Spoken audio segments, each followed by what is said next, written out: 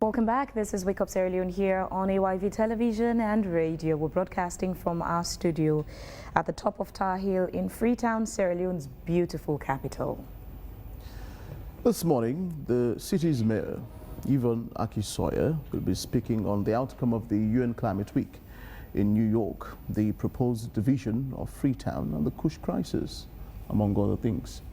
And also in the program today, we would be having a conversation with Alhaji Timothy Musakaba, the country's Minister of Foreign Affairs and International Cooperation.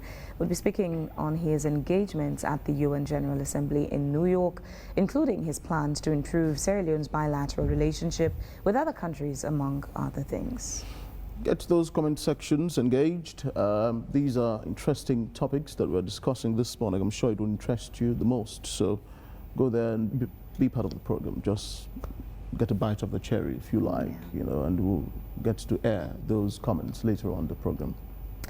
Now we'll jump straight into our first conversation. Freetown City Mayor and co-chair of C40 Cities, Yvonne Akisoya, is in the studio this morning to talk about the outcome of the UN Climate Week in New York, the proposed division of Freetown and the Kush crisis in the city, sanitation, among other things. Good morning, Madam Mayor. Thanks for joining us. Morning, Fabian. Morning, Victor. Morning, viewers. Great to be here. Let's talk about this climate activity in New York. Was this part of the UN General Assembly? What was this? So there's an event called New York Climate Week, which coincides with the UN General Assembly. So I was there in my capacity both as Mayor of Freetown and also as the co-chair of C40 Cities. But with all of these engagements, I think from the perspective of Freetonians, what they want to know is how does it affect them? And how it affects them is through the creation of platforms that give visibility to the city, to the work that we're doing, and then that then translates into opportunities for partnerships. So, for example, I mean, in this last UN General Assembly and Climate Week, I was speaking at a high-level roundtable that the Secretary General organized to get input from people or participants who are private sector as well as local governments, getting different views. Also participated on a platform with U.S. mayors, looking at how the collaboration between U.S. mayors and African mayors, so work at the subnational level, can actually foster and build trade relationships, cultural relationships, just exchanges generally. I think my week's kicked off with my favorite meeting of that session every year, which is a high-level breakfast with the Women's Leadership Network, which is chaired by former President Madame Sirleaf and former President of Ireland, Mary Robinson. So there are many. So, speaking about 8 or 9 times over the course of 3 days, different functions. But like I said, for Freetonians, what matters, not that you go, but what comes back. Yeah, so what did you bring home? what can you say is, sort of return on your travel? Yeah. What benefits comes to the city? Yes, so, and with these things, inevitably, there's a bit of a lead time, so you'll have conversations, and then you'll have follow-up conversations, and then that will materialize into something. So what I'd like to just maybe give as examples are things that are happening now, which are results of the previous engagements. So, for example, next week, we're going to be receiving the MMC, Mayor's Migration Council, the Mayor's Migration Council leadership team, who will be here in Freetown as we move forward with an investment or intervention that they're supporting us with. And that's an example of, so they've supported us previously. They supported us previously back in, I think it was 2020, at the time when the sanitation model was the tricycles. So they supported with 60 tricycles, investment not only in the tricycles but in the training. And this is legacy now, because when we evolved and pivoted away from the tricycle as a model to the current model we have now under the new sanitation bylaws of having different service providers take control of waste collection in various blocks, those tricycle riders those young men and women who back in 2018 started a journey with us of becoming micro enterprise businesses in the sector. They have moved from being an association to actually being a legal, not even just a legal entity, but a corporate entity. So today, those group of tricycle riders have now formed a company which has enabled them to bid. So they are now they will now be responsible for blocks 2 and 3, and that's legacy. So really starting, some of them with no waste management experience, some of them having maybe a push cart experience, to today moving from a tricycle to now actually being able to operate alongside established firms. I think that's really legacy and something we're really proud of.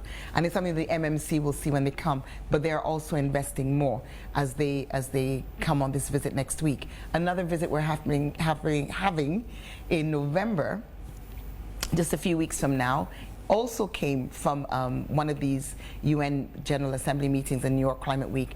I met with the mayor of Zurich on a previous visit, a previous engagement, and coming from that, we have the CBD regeneration program about to start.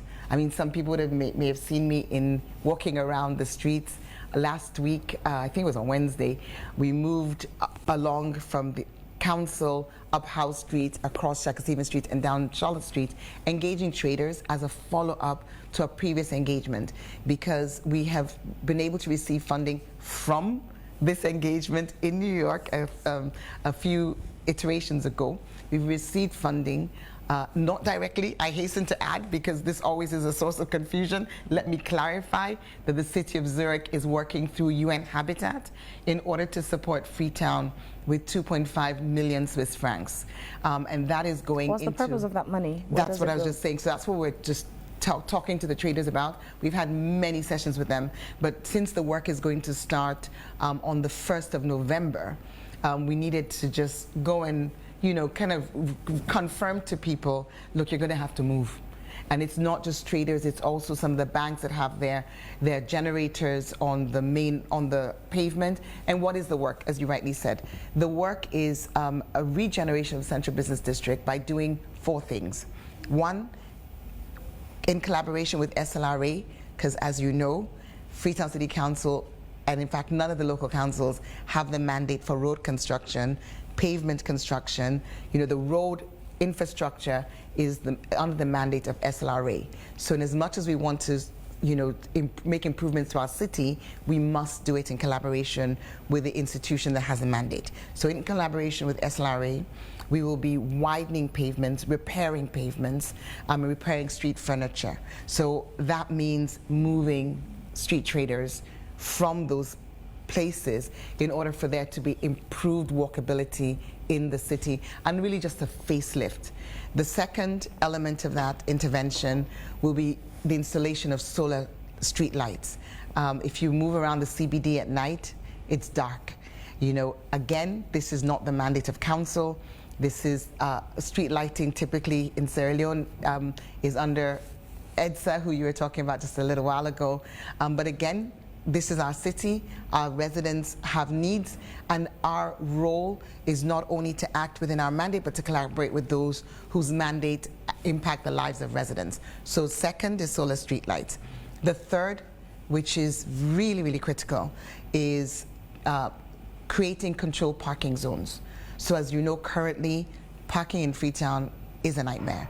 We as council provide parking spaces, but it's the manner in which it's done is less than optimal. And we have other players acting independently. You know, we have our dear friends with persons with disability who control some streets. You have others who kind of provide the pay-as-you-go model. So with this funding, we're going to be within the space, and let me just tell residents where we're talking about. We're talking about Wilberforce Street to Walpole Street, so just by Cotton Tree and Wilberforce Street, and then Shaka-Stevens Street down to Wallace Johnson Street. So that rectangle is where the interventions will be focused. So that control parking, you'll be able to pay as you go in the manner in which is done in other countries.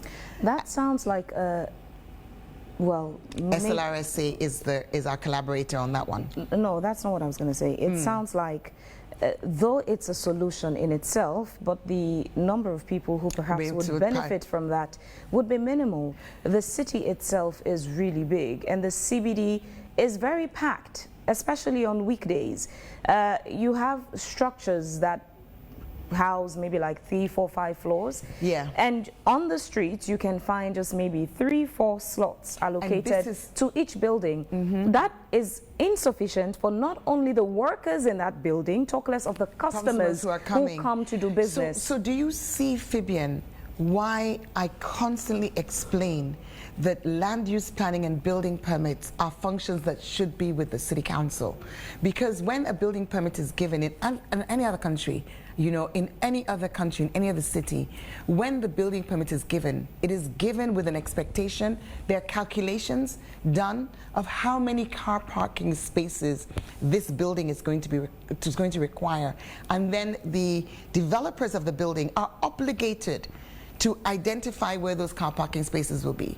If it means them reducing some of their footprint in order to build car parks, you see maybe the ground floor will be parking. People will go underground for parking.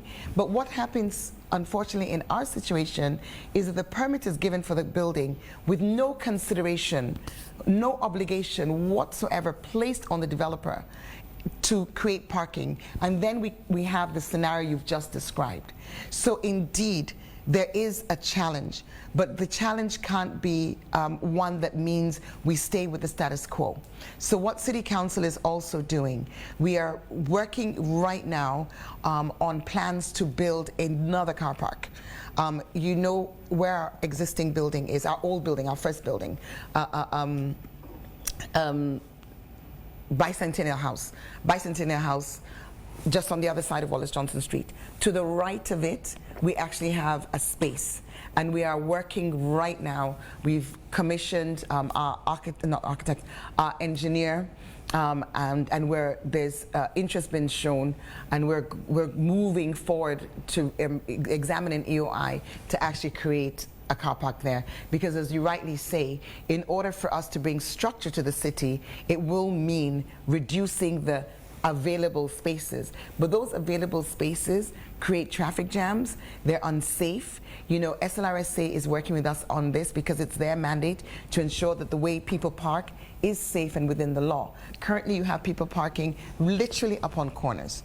So, you know, this third element, introducing a controlled parking zone, will do that from the city perspective in terms of the funding, but there's need, as you rightly point out, for there to be an additional investment by creating more car parking, which is outside of that that in rectangle. itself is a revenue generation. Absolutely. Because people get to pay for it. What they're paying for right now is just when either the SLRSA or FCC clamp their vehicles. So they would have to pay for that. But the parking could become another source of revenue. Not even could, will become. And one of the things that, you know, was part of our agreement with SLRSA is a revenue share with them, because they will be doing the towing. And we'll be doing the enforcement of the parking. How do you propose this initiative to work in a way that it becomes the solution, and what are the timelines to it? So like I said, construction begins on the pavements on the 1st of November. We're expecting that the contracts will be signed with the contractor in the next couple of weeks, with construction starting. How did I come onto this? Because I said to you that we're expecting another visitor. The mayor of Zurich, and if I can just quickly say the fourth, because I've done 3 out of 4, there are 4 elements to this intervention. The fourth is more green spaces. So more green, and that's a challenge. Again, why? Because of the lack of planning, because of the lack of vision, and the use of, so when you have a plan, then you use your building permits as a tool to ensure that everything that's built is built in accordance with the plan. When there's no plan, when the building permits are just issued without reference to any vision of where the city wants to be, what it's going to look like, then you get what we have, which is effectively no green spaces, no recreational, sort of spaces anymore. But we're going to try and do some retrofitting, and that means collaborating with existing residents on how we can, you can do greening which is vertical. You can do greening walls. So there's a whole plan, and that's the fourth element. But I brought this up because you said, what did I bring back? And I said that in the couple of iterations ago, at the previous New York Climate Week and UN General Assembly meeting, I met with the mayor of Zurich, Corinne Mausch, and she is going to be coming in November to pay a visit, having with her council, in a process which actually required a referendum, because Zurich Council has never taken their citizens, their residents, taxpayers' money to provide as a grant to another city. In order for her to do that, they actually went to referendum and created a platform called the C2CC, City to City Corporation, and we're the first beneficiary of that, and we're looking forward to. You brought in a good point. We're looking forward to building our revenue base. Already we've done a really, really excellent job in improving our revenues from where it was when I came in 2018. When I look back, in 2018, council's revenue from government, from own source, was 43% of its budget. Today, it's 77%. So the element that comes from the central government has reduced and will continue to reduce. And that is in contrast to what I saw the financial secretary write in a letter addressed to all councils on the 15th of September, if my memory serves me right, in which he pointed out that on average, local councils are relying on government for 80 to 90% of their budgets. And we in Freetown are at 23%, and that's going down. So it means that when it comes to revenue, we're making huge strides, but of course, we also have a population that has more demands on that revenue, and we have very high operating costs because this Freetown City Council building is probably one of the most expensive buildings to run in this country, and we don't want it to fall. We don't want, everybody says there's no maintenance culture. We don't want to be victims of that. We want to make sure we keep that building, and to keep that building, it means you have to continue to invest in that building. Well, Mayor, let us now talk about Freetown, the tree town. It's been a while. How are these seedlings fared? Have you been checking? What's the impact generally? I mean, it's a pity. I don't know. Did you see the video I shared around? No. So I sent a video. We did a monitoring visit. Okay. With the members of the Parliamentary Oversight Committee for local government. We also had with us the Director of Surveys in the Ministry of Land. That was last Thursday, the 2nd of October. And it was fantastic. Okay. We've been planting since 2020. So the trees planted in 2020 are obviously far more matured. And I actually had the opportunity. We've got one of our sites right next to AYV. So as you come down from your office and you turn left, there's a Guma reservoir, right? So we planted 5,000 trees in that reservoir, in that space. And the Guma will confirm it to you. It's the temperature, even in that space, has dropped. It is literally so cool. We were there with the oversight committee, as I said, and I was able to stand next to a tree that I planted, which is now, I don't know. I mean, how tall am I? What am I? 5'2", I think I am. And the tree is a good 3-4 feet taller than me. And the great thing about this is we track digitally. So you're able to look on the computer and see the tree when it was planted. You can see what's around it. So and obviously the GPS code is also there to confirm it, the GPS coordinate. But just for ease of reference, you can see the surrounding at the time it was planted and now. So we went to this AYV site, not AYV, Guma site, near AYV, but we also went to Ojuku, where we've planted 100,000 mangroves. Now, that visit was great because it showed the growth of trees. It showed the growth of the personnel that we engage with the trees. So Zakiatu is the community-based organization lead for this site right next to your building. Idris is the community-based organization leader at Ojuku. And their professionalism, their skills development, their knowledge, their growth, because they now manage teams themselves, is as important to me as the actual growth of the trees. But of course, a visit like that also gave stakeholders the opportunity to witness the challenges, to see in Ojuku where the mangrove that I personally had planted has now been covered by people who are doing banking. We saw the young people, we saw the people, the mix of ages, literally maybe I would say 100 meters from where we were, banking. You know, still doing this activity. But I think what was really special about this visit was it was a combined assignment. On the one hand, we're monitoring, showing that this is a real investment, showing that these are real trees, showing that the survival rate, although it's currently lower now than it was in 2022 because of the challenges that we're all witnessing. But the survival rate currently was at 61% for the PSSNYE trees. No, for the second batch of the Russell P trees. Sorry, the trees are planted from different fundings. So when I say Russell P, it's the ones planted in 2020, ones planted in 2022, and then PSSNYE were planted in 2023. But the reason I said it was a dual purpose visit, the Ministry of Lands Director of Surveys who was with us was not there to monitor the trees as such. He was there because we are going into the carbon market, and we're going through an accreditation process.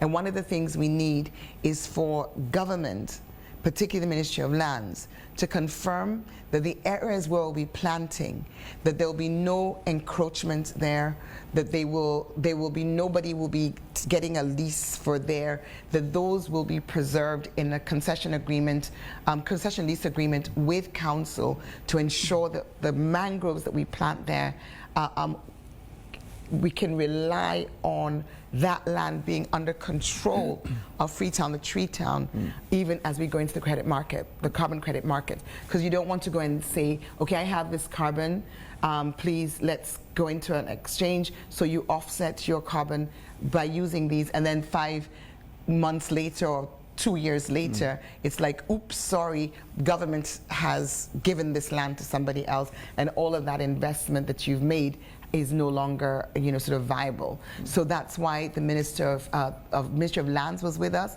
and it was really reassuring for him to confirm that the 3 sites that we focused on, we will receive the concession agreements, lease agreements, that which will enable us to continue our process of carbon market accreditation. So the trees are very real. They're not ghosts. They're very real. And the investment is making a real impact in the lives of Freetonians.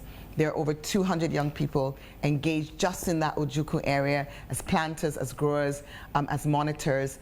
And very importantly as well, we're talking about preserving our ecosystem, supporting biodiversity, reducing flooding, reducing landslides. These are things that are necessary for the resilience of Freetown. We see the destruction that goes along the old road all the time, not just all over the whole city. When it rains, we live in a mountainous environment. If there are no trees, all of that washes down. It comes down as soil, silt, blocks drainages, destroys the road. You see that red dirt on the tar, packed, doesn't get moved. This is us literally as a city having our investments in road infrastructure washed away because of deforestation. People are building everywhere. People are building everywhere because there's no building permits. No regulation. And we are thankful that the Ministry of Lands, there was actually a workshop that I attended last week at council because a bill has now been passed. It was part of a World Bank conditionality for within the Russell P project for the devolution of land use planning and building permits to come to the local councils across the country. So that bill has Is it the gone council's through. responsibility now to issue? Yes, student but it permits? hasn't happened yet. Okay. There's a process. So it's gone through Parliament. Okay. It's awaiting the signature of the president. Once the president is signed, then there must be regulations. What are the regulations? It will be the detailed explanation of how exactly this will work.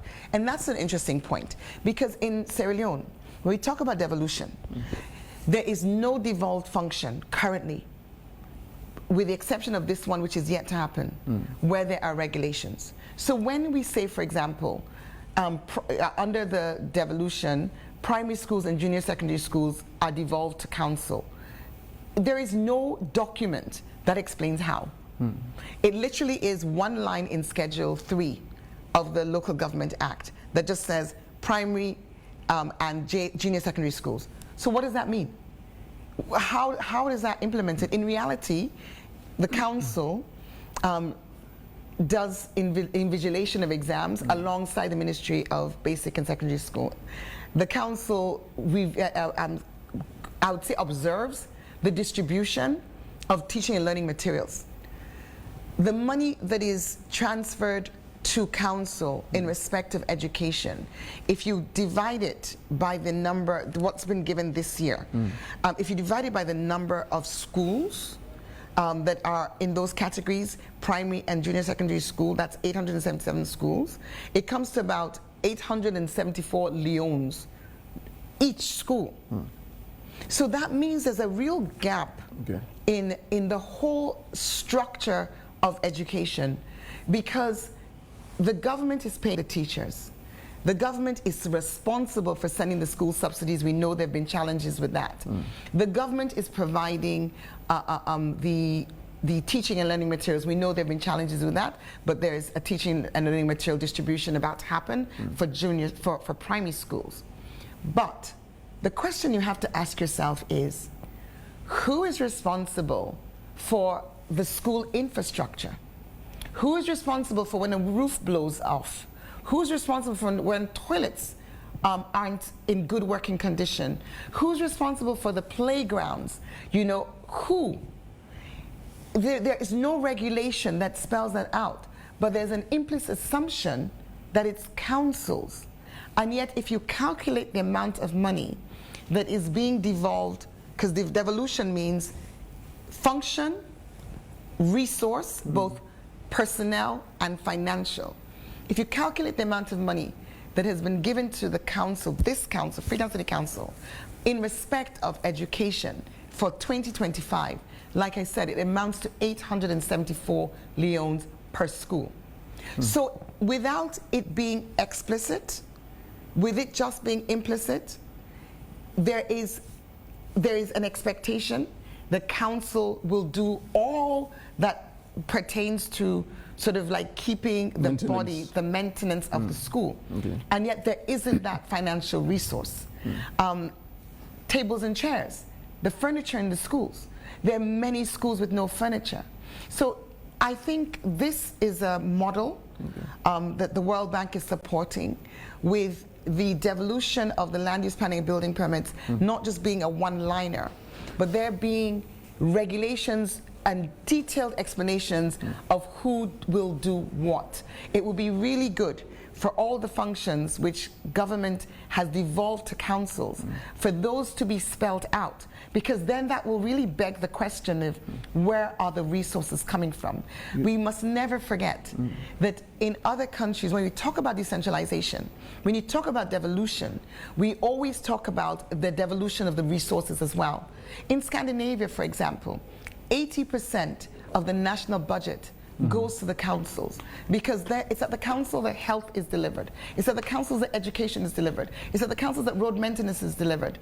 You can't say you're going to devolve and not bring the resources and say council will now raise all the resources in order to deliver those services. I want to just say one last thing, because I see you want to move on, but I want to say one last thing.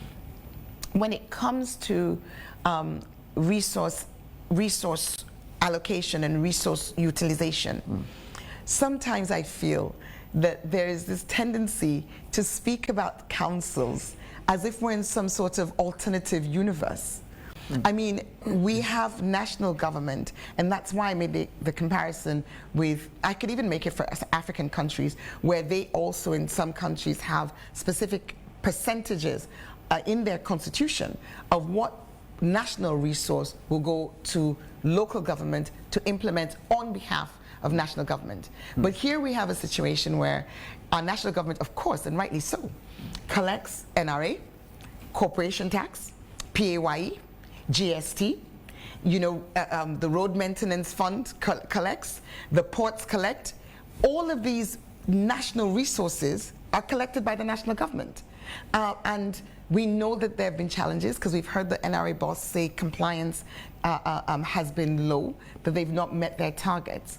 But we know that the bulk of the revenue for the country, from all of us, businesses, citizens, residents, institutions, you know, importers, exporters, we know that this comes to the central government. The reason I said sometimes it sounds as if we expect councils to operate in an alternative universe is because knowing that this is where the bulk of the resources comes, the expectation of what councils can do with two main, you know, revenue sources, and yet this implicit assumption that, you know, all the schools will be maintained by council, that, you know, all of the markets will be built by council. When you talk about devolution, decentralization, you also talk about revenue allocation to the councils. Our council accounts are produced and audited on an annual basis. There's nothing hidden about where funds go. The running cost of a council have to be covered by the council. The development interventions of the council will be covered based on what's left. Many of the expectations are expectations that will be best met where we follow the model of other countries and not just devolve the functions, but also devolve the financial resources to implement the functions. Now, another burning issue is global warming. You know, I mean, Freetown is becoming hot or hotter, you know, by each passing year. And even air pollution, concerns about air pollution now. Dump sites, you know, across, you know, the city are burning almost the entire day. There's the one at King Tom here, and the other at, in the east, you know, yeah, and they emit a lot of smoke in the atmosphere. Last year I did a documentary about pollution, generally air pollution. It's becoming a concern in the city. But another problem, I think, is the lack of unavailability of land space, you know, for more. How can you fix this? It's concerning, you know, and Victor, it appears as though you're constrained. Victor, how can we fix something that's not under our control? You know, we've just discussed the fact that land use planning is not with city council, that city council's lands, you know, I mean, we have funding. As I speak to you right now, we have funding for 121 public toilets from the World Bank. We're only able to do 81 of these because of lack of land. And the 81 is going to be on the land belonging to private individuals, where we are actually going into MOUs with them. With the 25 water kiosks we just did, you know, which have just been done in the last, or I say over the last 6 months, those have all been done on private land with MOUs. We have funding, that was World Bank. We have funding from the Swiss Development Corporation for 15 additional public toilets. We've only been able to find land for 6.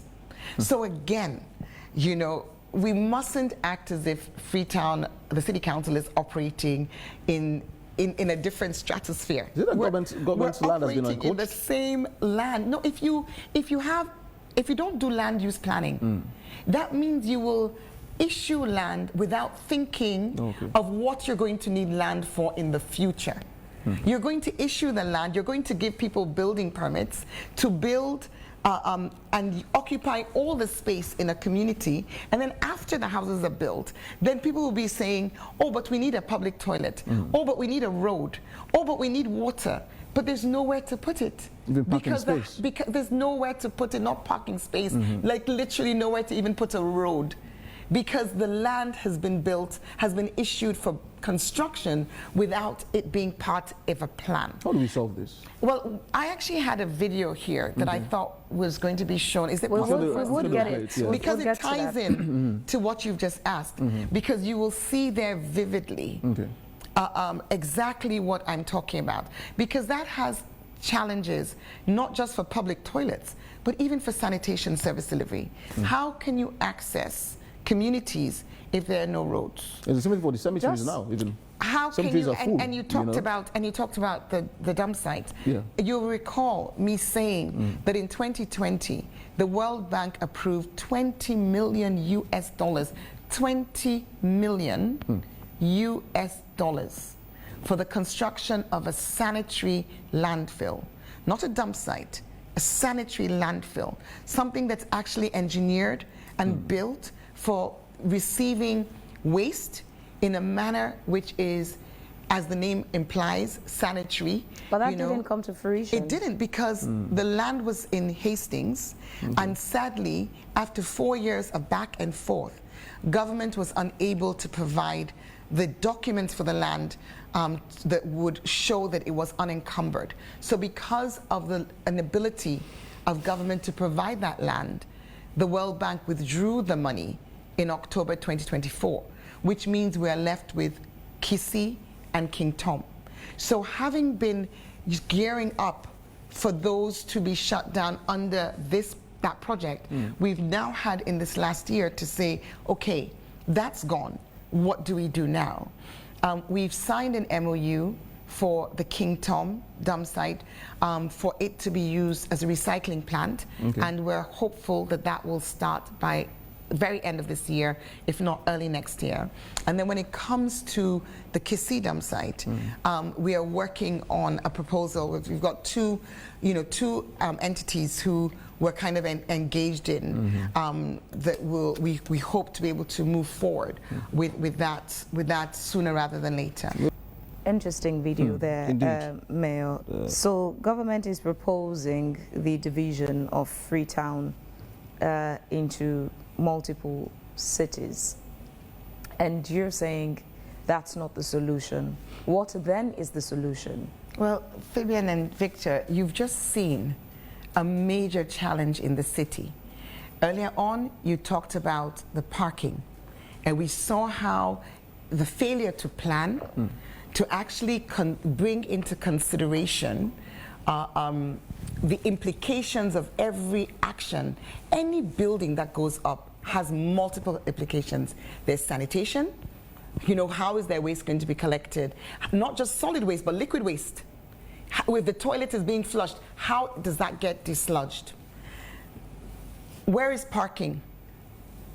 What is the impact of that building on existing buildings? You just talked about someone having their front door and then a building being constructed with the toilet facing the front door. So there are challenges which affect service delivery. There are challenges which affect road use, which affect congestion, which affect sanitation. And when you talk about services in Freetown, sanitation is the key service that council is responsible for. And you see there in that video that the lack of planning has meant that 45 to 50% of properties in our city are inaccessible by road. So if you can't reach it even with a tricycle, how do you take the garbage out? Dividing the city into 3 does not address that. Before the program started, you were talking about EDSA. You were talking about the challenges that EDSA is giving, but we can talk about another challenge, the inavailability of energy, which in itself is a huge detriment or deterrent to economic growth. That's a major service that anybody expects in a city. They expect to have electricity. That electricity is not produced by council. We talked about water. I just gave the example. I said we've just done 25 water points. But if you look at the Local Government Act, water is not a service that is devolved to the councils. GUMA is the responsible agency providing water. But just as we do with so many other functions, we come in to collaborate. But the fact that we come in to collaborate does not mean it's our mandate. the lack of water is a major concern when it comes to service delivery, but it's not a council concern. So if you say you want to divide the city into 3 and have 3 local councils with 3 mayors and 3 administrations, what I can guarantee you will have is 3 times the cost. You will not only have 3 times the cost in terms of the operating costs, because you will need 3 offices, you will need 3 administrative functions, you will need all that comes with it, benefits and staff, etc. But for you, the residents, especially for businesses, there will be more hidden cost. Why do I say that? Because if you have a branch of your business on Wilkinson Road, and you have one in Shepherd Stephen Street, and you have one on Baibura Road, all of a sudden, you're now dealing with 3 councils. So the time that you would take to engage, to access council services, to deal with your property rates, etc., will be tripled. That's a cost to your business. The rate that will be used, the standards that will be utilized across those, that's a cost to your business. From the perspective of council, we spoke earlier on about the great strides we've made through the digitization of our property rates to get us to a point where our revenue is at 77% own source, 77% of our budget. If at that point, that was a system that cost over $1 million to build, that system is now being rolled out, Kenema, Bekani, and Bo, but not through government resources, through World Bank resources. So if you if you render obsolete a system and capacity and institutional mechanisms that have been built over the last 5 years by dividing the city, then not only are the residents paying more, the council's paying more, the business is paying more, but we've also established that the services we've talked about are principally services that government gives. So the problems we have in Freetown, so it will not be solved. The problems we have, Mayor, in Freetown currently are a repercussion of what the Ministry of Lands, which was Lands and Country Planning, failed to do in the aspect of country planning. Country planning would involve, before you give permits, you already as a government have a plan to what this area should look like. So every permit you give gives guidelines to the people who are meant to put construction there, as to say this area, this is whether residential, industrial, and this is what things should look like. That in itself, that problem is leading us to many of the issues we see now. Absolutely. But you've been pushing for some of these responsibilities to come to the council, which is on its way as the bill in Parliament. But to push for it to come to you, what would be very detrimental to the public is if those functions are devolved to the council and we go back to a situation where the council does what Ministry of Lands and Country Planning then did by not putting proper planning in place. How prepared are you as a council? So when we get to that point where the process is completed in Parliament, it's now devolved to the councils, there would be a different story for development and progress. So, Fabian, that's an excellent question. And the reason why the councils are the right place for these functions to be is because these repercussions that you just talked about are felt most acutely by the council. So if Ministry of Lands is giving the permits and then you have landslides, it's not Ministry of Lands who goes to the landslides. It's not Ministry of Lands that the residents are looking up to. They're not. So if Ministry of Lands give permits and you can't access it for sanitation, it's not Ministry of Lands that is providing sanitation services.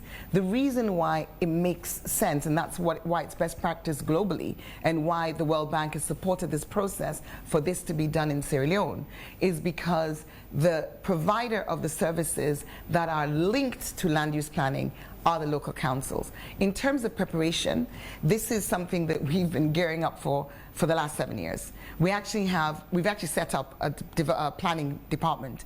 We've actually done a framework. We've actually begun to produce, through this World Bank process, a structure plan so that when the services come across, we'll hit the ground running. We have a partnership with the city of Mannheim in Germany, which has enabled us to employ, they've supported the employment of that, people locally, so it's not sort of, foreign, but we've got we've got an expert planner and a local planner. And we will continue to have this build up in anticipation of the transfer of the functions. And I'm pretty certain that the way that it's going to be done will be with a transition phase. I'm sure it's not going to be, one day it's Ministry of Lands, the next day it's Council. I presume from the conversations to date that there will be a transition phase where the two institutions will work side by side for a limited period of time. Hadn't Council advised the government on this? I beg your pardon? Hadn't the council advised the government? Oh, we have been. I mean, I personally, I think I've been a broken record. Because when I came into office in 2018, my plans, you would have seen that in Transform Freetown, we actually had a sector which was urban planning and housing. Because I literally took the Local Government Act at face value. I did not at the time in 2018 realize that what was in the Act wasn't what was happening in practice. So this is something that I've been campaigning, if you could use that term, about for the last 7 years. And I'm really pleased that we've made the progress we've made, and I'm hopeful. We won't see magic happen. The city's chaotic. You've just seen that in the video. To reverse this is going to take some time, but you can't do it without planning. And someone once said to me, does that planning involve you, sort of dividing the city itself into residential areas, industrial areas? Because what we find is zoning, what we find in the city is you'll go to certain areas. There's a water manufacturing company, for example, in an area, and the electricity voltage they would require is not the same that residents. So all that in itself affects some communities. Their transformers are frequently blowing off. You go to some, we don't have residential and industrial areas. We used to. Do you remember? Is that part of the plan? There was something called Wellington Industrial Area Zone. There was something, places like Spur Road were residential. Spur Loop was diplomatic. So zoning, as opposed to dividing, because that's a very controversial word at the moment, zoning is absolutely part of the plan. But again, we need to recognize we are where we are, and we're going to need to, this is where the building permits come in. So building permits going forward would now need to be aligned with zones. So for example, Wilkinson Road was a residential area. It's now a business area. So if you want to preserve a residential area, you will not give a building permit. If someone wants to build a factory there, you deny them the permit, because the zones would be known. That would be communicated, and the work has already started. Our urban planning team have been working with the World Bank team for a number of months now to begin through the structural plan update, to begin to identify, these 11 planning areas. We will not magically have a planned city after all of this decades of building. But what we will do is we will stop the rot. Are you sharing So for example, if I just end this. So for example, I use this very often. I use two communities. I say Mount Oriole, a community that is not full of informal housing. These are concrete buildings, but the only access is via stairs. Like, who does that?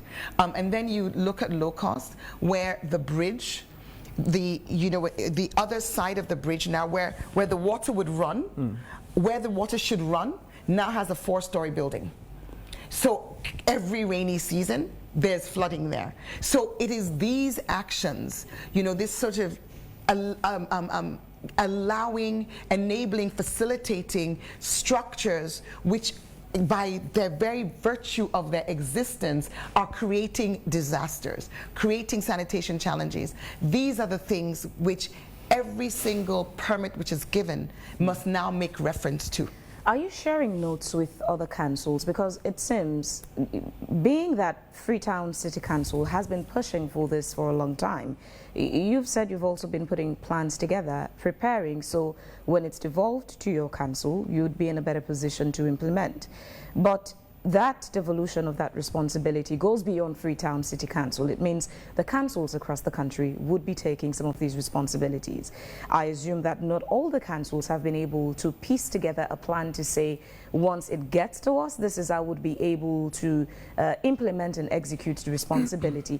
Are you comparing notes with other councils? So I mentioned the city of Mannheim in Germany, and with them and GIZ, we actually, there was a workshop at council, I mentioned it earlier on last week, and at that workshop we had Bonth, we had Bow, we had Kenema, we had McKinney. So yes, we are sharing notes. Clearly, the levels of preparation will be different because the size and scope of our challenges are different. But yes, we definitely are sharing notes. And you know, we're all members of the local council association Sierra Leone, and we're quite a close-knit family of local council leaders. So there are many platforms on which we share information with each other and follow the work that we're all doing. Madam Mayor, I mean, the elephant in the room is the Cushedemic, of course. You recently announced that the number had risen to 220, so I'm sure it may have gone up than that. What's the strategy? The bodies are piling, the corpses are everywhere in the streets. The other day I was coming to the office and I saw a young man had passed away at Modo. At Modo? Yes. Okay. You know, it's becoming frightful. It really more is. More so each passing day. It really is. What do we do? It really you were is. saying that you don't have the resources to do this. No, but Victor, it's just like with the conversation we've just had about dividing the city. The problem is not that we need a smaller city. You know, Freetown's already one of the smallest capital cities on the continent. Yeah. You know, the minimum size of a C40 city, population size is 3 million people. You know, all my colleagues, Nairobi, Accra, you know, Addis Ababa, New York, Tokyo.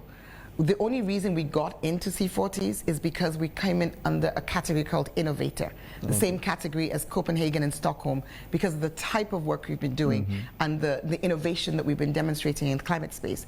But we're not a big city, and you know, increasing your coordination challenges flies in the face of all empirical evidence.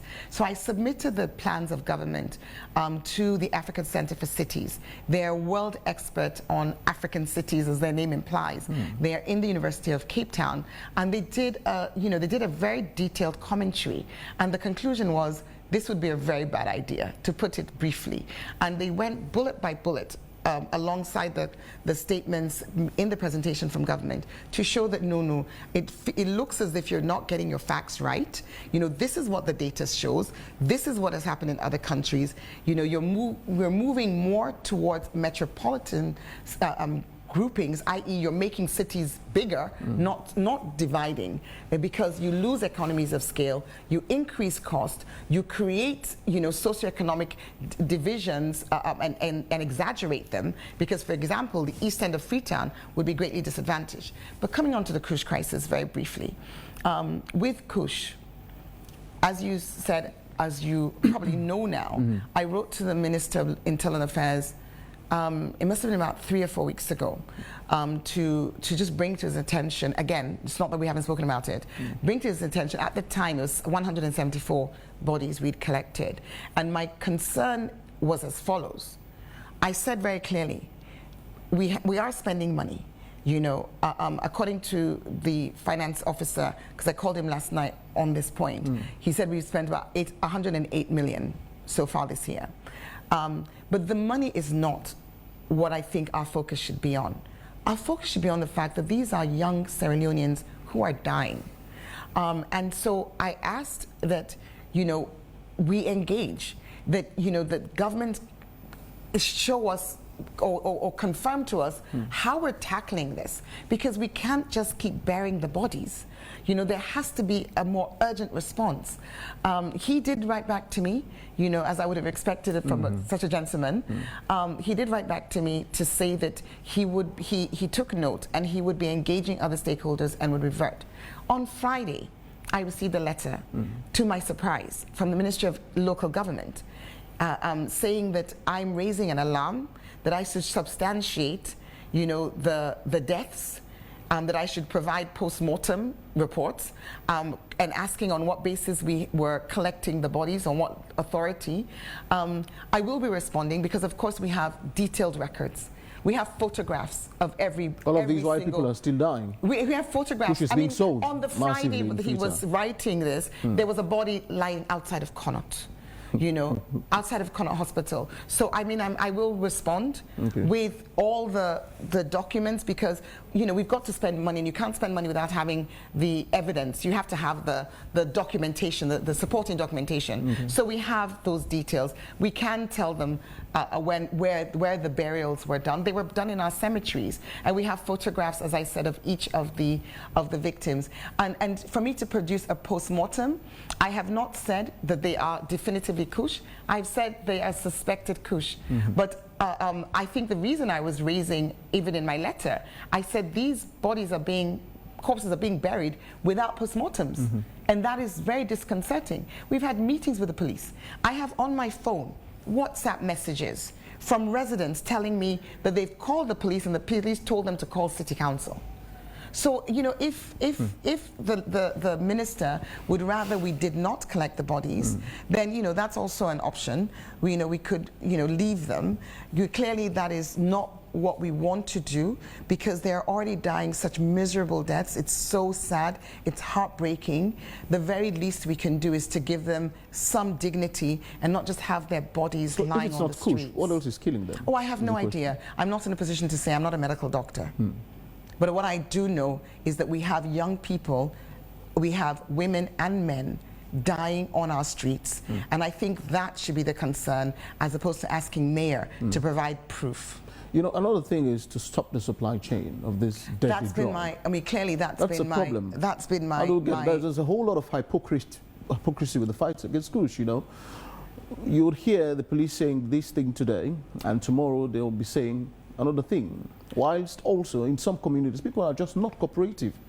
They're hiding these people who are selling Kush, you know, endangering the lives of not only outsiders, but even people within their families. It's a problem. Oh, definitely. Hypocrisy is very high. Definitely. And it's something we need to simmer down a bit for this to work. Oh, I mean, if you go to Liberia, you'd see the National Drug Law Enforcement Agency posting each day the faces, the names of people, their addresses, you know. But here it doesn't happen. In fact, the National Drug Law will tell you they don't have money, in fact, you see. And you know, I know that I got sort of drawn into some controversy last week when, you know, I was told that the police had said that Freetown City Council confirmed that a property belongs to, and I went online and I made that clarification. I mean, if I can show you on our demand notes, our demand notes say the demand note is not a proof of property. You know, we put people's names, we did an exercise in 2019 of registering all the properties as part of our digitization. So we have a record of the name that was given to us, but we are not the ones who can prove that. The proof is by the Administrator General, Roxy Building. They're the ones with the conveyances. If there's a court matter, you know, we are not, ours is corroborating evidence. But that said, I made that clarification because we have people who try and claim other people's properties because they've gotten their names onto the property rate demand notice. So it's very important that people understand that if your name is on a property rate demand notice on our valuation roll, that is not proof that the property belongs to you.